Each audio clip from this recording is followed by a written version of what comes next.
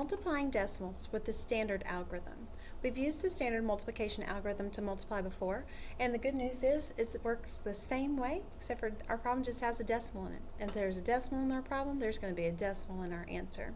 Let's take a look. Step 1, we're going to ignore the decimal here in our problem. We have 4 and 2/10 times 7.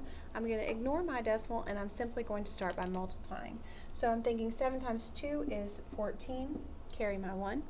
7 times 4 is 28, plus 1 more is 29. Then I need to get the decimal in my product. So I'm going to count the number of digits after a decimal in each factor. So in my problem, there's a decimal here. I count one number after, no more there. So in my answer, I need one number after the decimal, creating 29 and 4/10.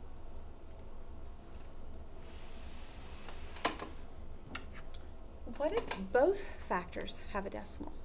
We're going to start the same way. We're going to ignore that decimal and we're going to multiply first. So 7 times 9 is 63, carrying our 6.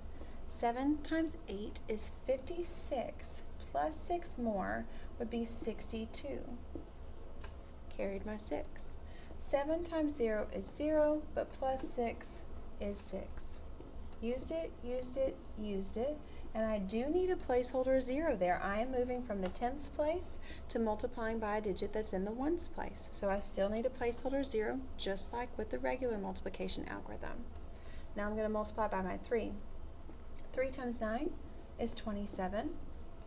3 times 8 is 24, but plus 2 more gets me up to 26. Carry my 2. 3 times 0 is 0, but plus 2 is 2. And I'm ready to add these up. I have 3, 9, 12, carry my 1 and 3. Okay, so I ignored the decimals and I multiplied. Now it's time to put the decimal in my product. So I'm looking back at the problem, and after a decimal I see 1, 2, but there was another factor here that had a decimal, so now I'm up to 3. I need 1, 2, 3 numbers to be behind the decimal, making my product 3 and 293 thousandths.